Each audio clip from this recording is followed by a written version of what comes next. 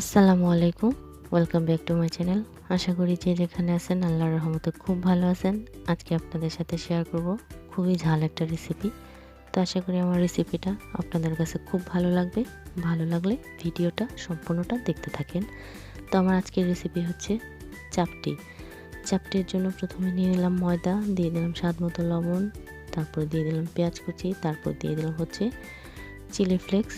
তো এখন দিয়ে দেবো হচ্ছে ধনিয়া পাতা কুচি। তো সবগুলো উপকরণ দিয়ে ভালো করে মেখে পানি দিয়ে ডো তৈরি করে নেব।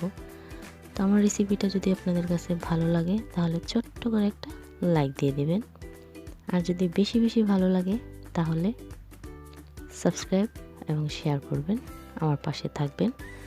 তো এই তো চাপটির জন্য আমার ডোটা হয়ে গেছে। এখন আমি চুলায় একটা ফ্রাই প্যান দিয়ে তাতে আমি দিয়ে দিলাম কিছুটা ডো।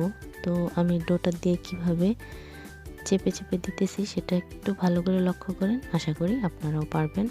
তো হাতে একটু একটু করে পানি দিয়ে নেবেন, তাহলে যখন প্যানে দিবেন সুন্দরভাবে সেট হয়ে থাকবে, হাতে উঠে আসবে না। তো এক পাশ আমার হয়ে গেছে, উল্টে দিলাম, উল্টে একটু ভালো করে চেপে ভেজে নিলাম। তারপর পাশটা আমি আবার উল্টে আপনাদের সাথে শেয়ার করলাম।